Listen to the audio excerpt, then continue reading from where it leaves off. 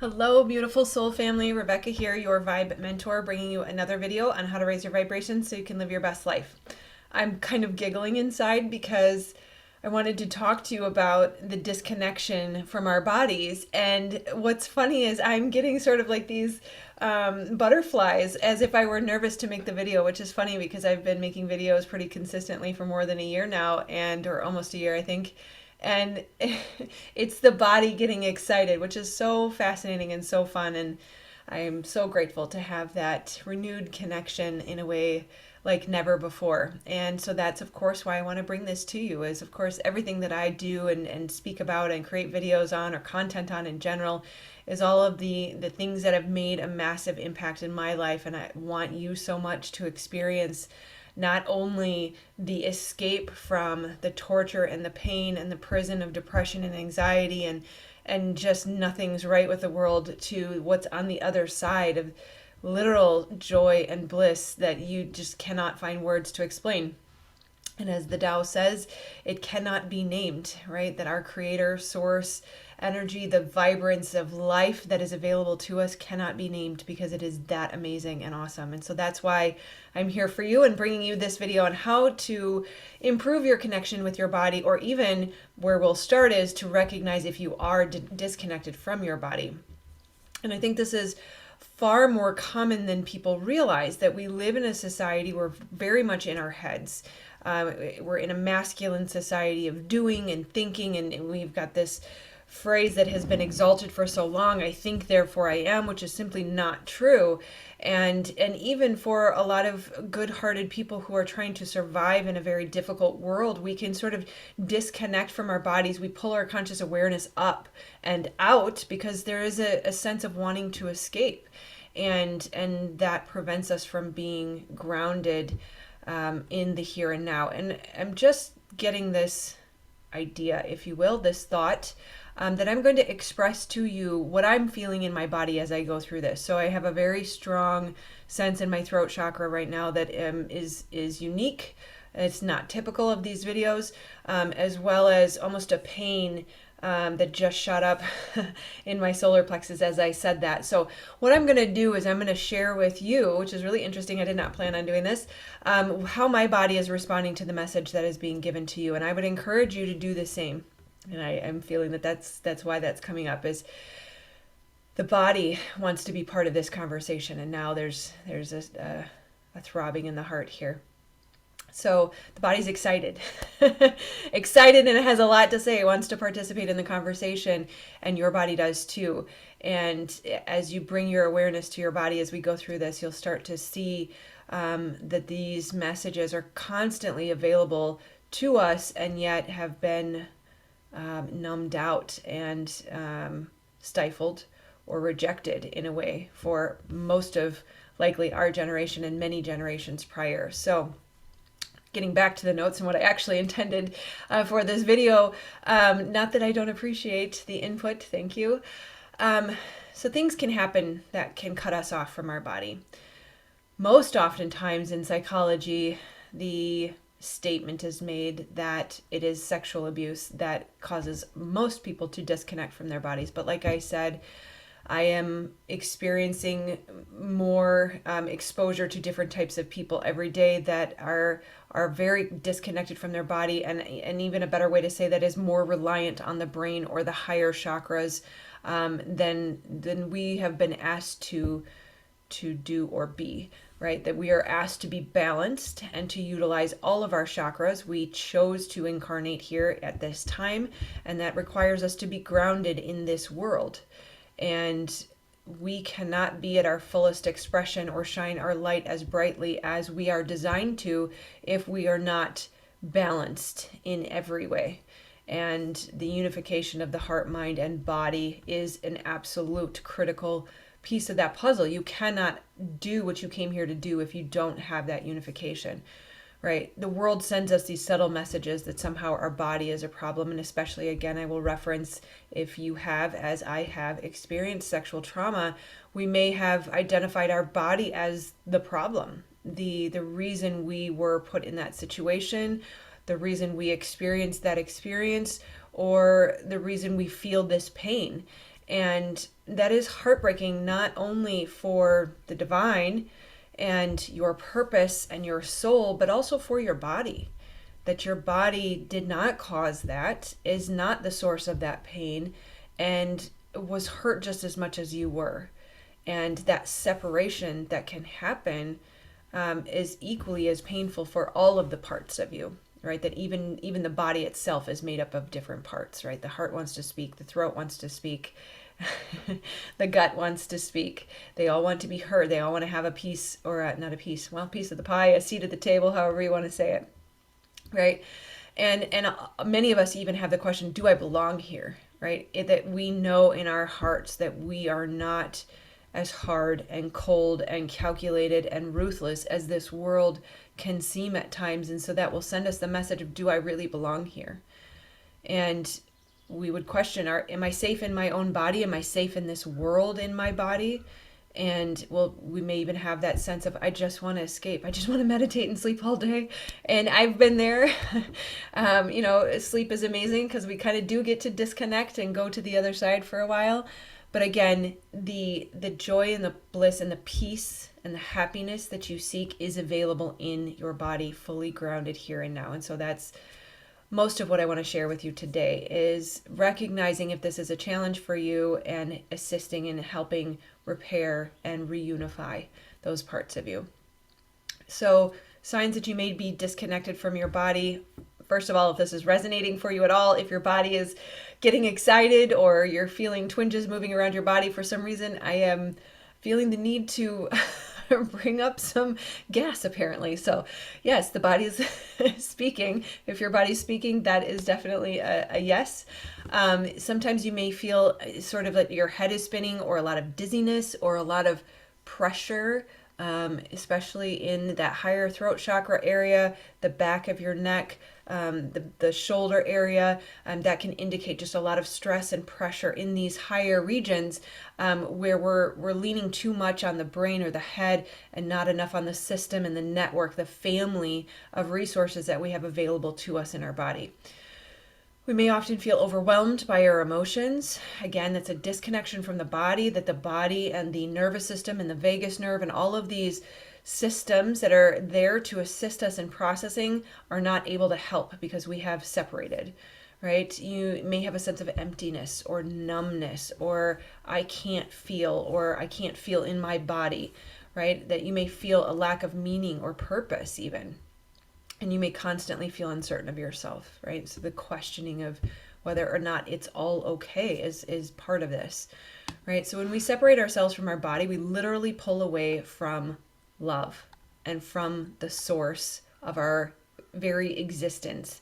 And I would say this is sort of the spawn of this video was a song that kept coming to my mind, which is, it's one thing if you recall the language or the lyrics of a song that you heard on the radio last week or last month or last year.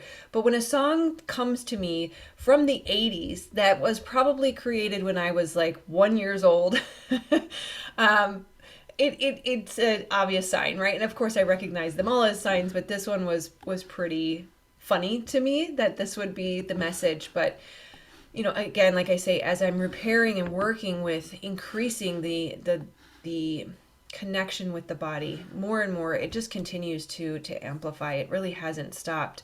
And I do have to credit most of the breakthrough to the brain spotting, and that opened up the resource of the body and brought awareness to the amplification of source energy that can happen, the connection, the guidance, the healing, but also the feeling of love, not just for myself, but for everything and everyone.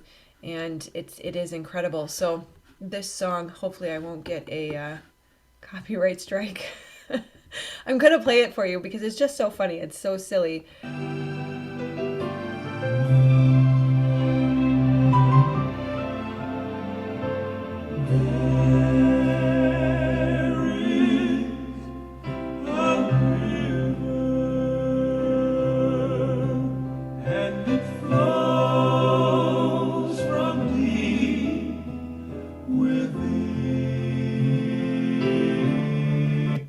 So I'll stop it there. That's the gist of it. But those are the words that were coming to me. And I just thought, seriously, how old is the song? I have to look that up. I probably should have, but didn't. By Bob Berger, Bob's Praise and Worship. So I'm sure I heard it at church when I was younger. And Spirit has a way of using the language that you know. So if you feel like you've ever discounted some language that's come to you or lyrics that have come to you and you felt like, oh yeah, I heard that song last week, don't discount that, because that's how Spirit works. But it's very interesting that song would come, and there was another song that came through at the similarly in around the same time frame, and it says, some say that love is a river, right? And it's what it's trying to prompt me to is that understanding that this source of healing and guidance and connection that is being amplified and opened up through the healing with the body is allowing access to this river that is, I believe, a river of love. And it's an energetic river, as I can understand it. It will continue to unfold, and I'll let you know as more comes through. But there is literally a river or a source of life and love and creation flowing through us. And when we become disconnected from our body, I don't want to say we're fully disconnected from source, but we do cut ourselves off from the power that is available at any time once we renew that connection to the body. Right? So as we separate ourselves from our body, we literally are pulling away from love and from source. That our body is an instrument that is designed to keep us connected. And I believe there's a frequency and a resonance that plays into this. Of course, it does in everything, right? That in musical terminology, resonance is a reinforcement and a prolongation of sound by reflection or sympathetic vibration with other bodies. Right? So other awarenesses, other consciousnesses, and there are multiple within us. That the heart has the ability to think in a way, that the throat chakra wants to communicate with you. The gut has, the ability to assert power and authority and strength, right? That these different parts of your family of network of systems all have play in this. And when we disconnect, we're operating from a very small portion of all that is available to us, right? And so our resonance or our vibration is what will either bring us in greater connection with our body and with source, or create a greater feeling of separation, right? And that's another reason why we talk about being whole and complete, is drawing those parts of us back together and reunification, right? Wholeness, oneness with all that was intended to be. Right? And so as I continue to deepen my relationship with my body, again, thanks to the brain spotting, this awareness of the river keeps coming to me. And what I find that also comes up is the relationship of emotion to water, and how watery dreams represent your emotions. Water in cards represent emotions. Emotions flow like water. There's many different points that are kind of coming together here. And I find it interesting because my name is actually, the name meaning Rebecca, or the name Rebecca means to bind or to bring together. And so to bring together these data points is something that I've always felt was a natural strength, one of those gifts that I've been given, right? Part of the purpose, right? So there's a lot of references to water and rivers in ancient texts, which is very, very fascinating. I love digging into all of them so that we can see how they all sort of triangulate and bring together all these different data points. So in Christianity, the Bible references the river of life in Revelation. It represents God's life-giving presence. God never leaves us, he is always with us, sorry. The rest of Psalms says that God, the Most High, makes his dwelling place his people in the body, right? And I talked about this in the other video the other day, that the first strand of each of our DNA translates, when decoded with ancient texts and the periodic table, it literally translates into God eternal within the body, right? So the body is a temple is a term that we always use. There is so much more to this, and it will continue to unfold. It's so interesting. The body's just kind of playing. It's got something to say. Things are coming up. So I wish it weren't in belches, but it is. So here we are, authentic and real. You didn't hear it because it didn't even really make a noise. But anyhow, make sure you follow if you want to see how this unfolds. So another verse that says, he that believeth on me, as the scripture hath said, out of his belly shall flow rivers of living water. Again, the power source, the strength, the flowing river, rivers of life, right? Living water. I also think of fruit when I think of living water. Fruit distills the water for us. It is alive. It is very different than plastic bottled, filtered, distilled water. That living water is critical to us and to the body. Yeah, she likes that. I'm not going to tell you what that sensation was because that was going to have to stay private. For my people have committed two evils. They have forsaken me, the fountain of life, the fountain of living water, and hath and hewed them out cisterns, broken cisterns that can hold no water. Right? So that's a lot of difficult language, but essentially what it's saying is we have forgone the fountain of living water that is available to us, and we have made our bodies like broken cisterns that cannot hold the water. And I hear in that as we defile the body, as we intake junk, or we torture ourselves in our behaviors, our habits, our food habits, our drink habits, our stress habits, our lack of sleep, our lack of exercise, that we cannot hold, we cannot access that river of life if we're not taking care of ourselves. We have become a meeting place between heaven and earth. That literally, I said in another video, that the body is as if containing the cosmos, that we literally are the bridge. We are the conduit between heaven and earth, which is fascinating because growing up, heaven always seemed like it was out there. But, in recent videos and weeks, and the awareness that's been coming to me is, heaven and hell are all contained within us. It is the environment we choose to place ourselves in. We can create heaven on earth, or we can create hell on earth. And we are the conduit. We are the bridge. We are the source of creation, the co-creative source through the collaboration with our Creator. Right? So of course we are the temple, right? And that the Spirit is supposed to dwell within us. So if anyone is destroying the temple, they're destroying their connection with Source. In Judaism, the river is very prominent. We talk about the Jordan River a lot, or they do, I should say. I cannot say I identify necessarily, although I am very interested in the teachings of all ancient religions. The Jordan River is prominent and represents a boundary or a crossing point, a metaphor for spiritual rebirth. And when you cross the river, you cross into the promised land. And again, there is the access to or disconnection from, right? That Eden, the Garden of Eden, was actually said to be the source of the 4 tributaries or rivers. And again, the river of life flowing out of the source of creation. Right? In Islam, there are the 4 rivers that are considered the rivers of heaven, right? That water is required for life and good health and is considered a blessing. And of course, it sustains life. We can go a long time without food. We can't go very long without water. And there is also a reference to the pond of abundance, which again connects back to the 4 rivers. In Buddhism, our body is not static. It is always changing. It is a river, and every cell represents a drop in the river. To meditate is to sit at the bank of the river and look at the body. And I thought that was very interesting. It stood out to me because in learning meditation, you hear that we should be observing the breath, right? To stay with the breath. And I kind of felt like that was just intended to keep me present, and I'm sure that is part of it.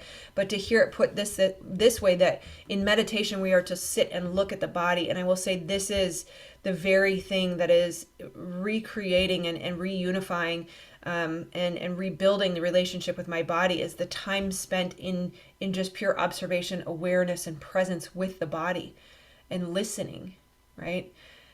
The heart gets excited just to be heard and to be seen. Imagine yourself living your whole life being ignored and denied and beat up and abused and rejected and degraded, and you feel abandoned and lonely. Now, that's how the body feels when we've lived our entire life disconnected, right? That the body like the body, there is a river of feelings flowing day and night. And the five skandhas or the river of the body and mind. No, sorry. Five skandhas of the river and body and mind are form, feelings, perception, and mental formations. Can also be consciousness, right? This is why we're asked to be mindful of the body and calm the body, right? That there's also a river of perception. So again, that's kind of the conscious awareness, or the mind is really being conscious of the perceptions that we choose, because this is so important, because the very thing that separates us from the body, the thing that gets in the way most, and I've said this in a couple of videos recently, is the mind. The mind, and I don't want to demonize any part of me, that they all play a critical role to some degree, but the mind has done too much. The mind has gotten in the way, and the mind is currently the very thing that is creating the perception of separation, the perception of a need to reject the body, the perception that the body is somehow a liability instead of an asset. And so in the Course of Miracles, they say that a miracle is a shift in perspective. And so we can tap in and ask Creator, Source, Christ energy, which is what the Course of Miracle recommends. But really, ultimately, I believe that our Creator is the highest authority and able to make these shifts for us. But we can ask for a shift in perception. We can ask for assistance in seeing things differently, and assistance in seeing our bodies and our connection to our bodies and the value of our body in a new light. Right? That we are told that when we balance the physical, mental, and spiritual, we will glide into a new kind of unified perception where we are invisible, where the invisible becomes visible and the tangible will feel real. So essentially, that's another way of saying that everything that we've ever hoped for or desired is possible for us when we unify the physical, the mental, and the spiritual.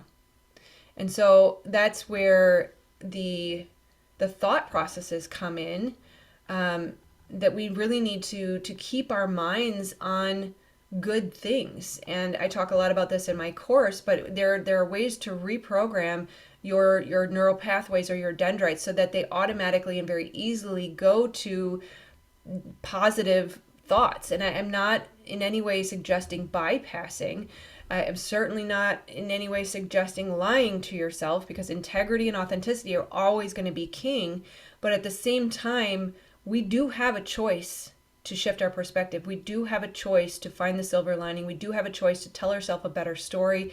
We do have a choice to utilize that second train of thought that's able to run in the background at all times to something that is nourishing and constructive instead of destructive. So think about, you can be talking to your friend and thinking about what you want to eat for lunch at the same time. That tells you that because nothing is an accident, everything is made with purpose and intention. That tells us that our Creator wants us to have a backtrack running at all times that says, I am safe, I am cared for, I love my body, I love my life. Life is going to be amazing. I'm building great things. I have a purpose. I am valuable. I am worthy. Create your track that runs in the background so that you are always building instead of destroying, right? I believe that all of these points that I've gone through so far point to the body as the ultimate instrument of unification, healing, guidance, and ultimate connection to source. And the reason for that is, if you look at how difficult it can be to manage your mind, and then you look at the science around heart coherence and how just simply bringing your focus and attention and your awareness to your heart will actually calm and regulate your nervous system, as well as your mind. That when you are out of heart coherence, which means your brain and your heart or your body are out of sync, that things are dysregulated. But when we can keep our focus and awareness partially at all times, if possible, for as little as possible, if whatever you can do, you're going to experience greater ability to keep the mind under control and to experience that unification of mind, body, and soul. Right? As we improve our relationship with our body, we achieve everything we are searching for. Everything we seek truly is inside of us. And this really has brought new meaning to that term for us, or for me, I guess us. Because I have known that they say you have everything you need within you, but I've never felt it or lived it. And I can tell you now that there is more available to you no matter what level you're at, because it continues to unfold. And that's why I believe they chose the lotus flower as the symbol for the unfolding, that it can be available for us and to us. Is the unfolding continues in joy, continues in healing, continues in growth, continues in excitement, continues in purpose, continues in contribution and service. That it just literally keeps getting better and better and better and better and better every day. Once you're committed and you're stepping into it and you're fully all in, there is heaven available to you. So, yeah. Let's jump into how to improve the relationship with your body. I think that covers the how, or the why. I'm sorry, the how, the why, and lets you know if you're there or not. Let's get into the how. How do we improve our relationship with our body? So first and foremost, like I said, awareness. Bring your conscious awareness to your body as often as possible. The first thing that happens in the morning when you wake up, have those moments of gratitude. Thank you for another day. Thank you that I'm here. Thank you that I'm alive. Thank you that I'm breathing. Thank you that I get another chance. Thank you that this is a new beginning, right? Not just to creator, source, universe, but also to your body, because it is what makes you available or able to have another day, to live another day, right? And I also, just as a side note, I also like to kind of throw out there, thank you for this day, and I recognize that it's not my own, and I'm here to serve. So where would you have me go? What would you have me say, and to whom? Right? And so just put that out there, that I am here, I am ready, I am open. Use me, guide me, right? So number one is listen to your body. Number two is change the messages that you're giving yourself. Like I said, that thought track is so critically important. Really be conscious of what you're creating, because you're creating in every moment, and know that the brain has to match in chemistry the thoughts that you feed it. And so if you're telling it we should be stressed and there's problems and I got to worry and I got to plan and I got to take care of things, then you're going to be flooded with cortisol and adrenaline. And how do you think you're going to feel? And your feelings and your emotions are your emanation. They are your vibration. They're your frequency. They are your attraction point. So really, not only for the sake of the body, for the sake of manifestation, be careful about what you allow in your mind or to come out of your mind, right? Number three is a little bit more 3D, but get rid of the scale. Stop looking at pant sizes or how much you weigh, or make sure that you're loving every ounce of your body for who it is. And I will say this, as you go through the healing process, things are going to shift and change. Maybe you've had a really rigid diet and you have not allowed yourself to listen to your body, that the brain has determined what the body should have instead of the body determining what the body should have. And it's time to start listening to the body. And it may say for a week or two or however long, I don't know, for me it was like a couple days, that we're going to eat all these crazy things just to break the rules, just to prove to you that the brain is not in control. The body wants to be in control, right? And then it was kind of like, yeah, that was nice to not be so rigid, but I'm kind of not feeling like it doesn't feel so good. So let's not do that, right? And then I shifted like almost completely into lettuce for a while, which I think was part of the cleaning process. And then there was some almost inflammation from a release in toxicity, that, I was eating very well, that there was no reason for any inflammation, but there obviously is going to be a release in what you've held in, right? So if you're disconnected, you're clenching, you're hypervigilant, you're striving, you're trying to survive instead of thriving, you're living in those stress hormones, the body is going to have toxicity to release. And so bear with it and love it through it and say, wow, my belly is really swollen today. And I don't normally like that, but you know what? If this is part of the healing process, then I'm excited that you are responding in however way you need to respond. And being with that and loving the fact that it's trying to work with you and that it's showing up again for you today, right? Think of your body as an instrument. Think of it as a gift. Think of it as the greatest possible gift that you could have ever been given. The fact that you can see, taste, smell, touch, experience hugs and kisses, all of that is available to you because of your body. That you can walk or run, that you can have kids, that you can climb a mountain, whatever it is that you love, you couldn't do it without your body. And so recognize, not only have gratitude for how far you've come and what you've experienced, but now this new awareness that you get to grow into tremendous connection with Source like you have never experienced before. Your soul may be a God spark. I don't want to get into how do we define things. It's not something I've planned for. But really, without the body, the soul wouldn't be able to experience the oneness with your Creator that is available to you in this way. And so treat it like it is the most valuable asset on frickin' planet Earth, because it is. Right? Exercise and be in good health. Eat good food. Take care of yourself. That one just goes without saying, right? 6 would be move your body in a way that you're proud, no matter who you are, no matter what you look like, no matter what the societies around us have told us good looks like. It doesn't matter. You are perfectly imperfect for your purpose. You are beautiful. Hold your head high. Put your shoulders back. Be like a peacock. And be proud.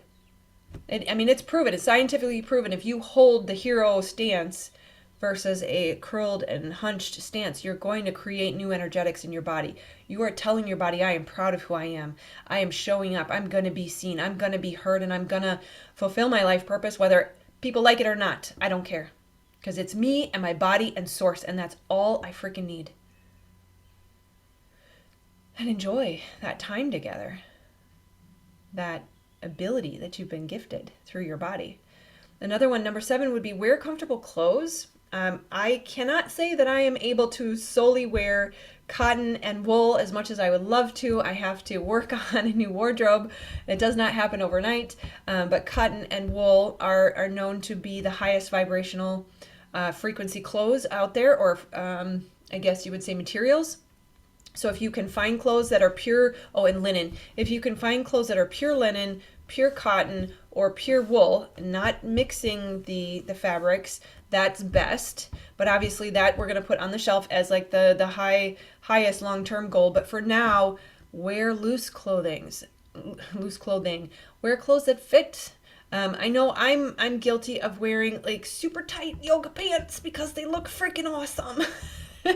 But they're really not kind to my belly, and I know it. And I know that squeezing in, and that even sometimes a sucking in, right, to feel like we've got to hold it in, that's hard on the body, right? Breathe out into that Buddha belly, right?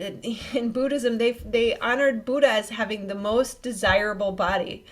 Like, let's shift again our perspective around the stories that we tell ourselves around what good looks like, right? Wear clothing that comforts your body and nourishes your body and makes you feel good instead of torturing yourself, right? Number 8, put down the magazines, put down the ads, put away the TV, don't watch the news, none of it. Only wholesome input. Yeah, I'm on social media, but I put that down when I'm done because it is dangerous.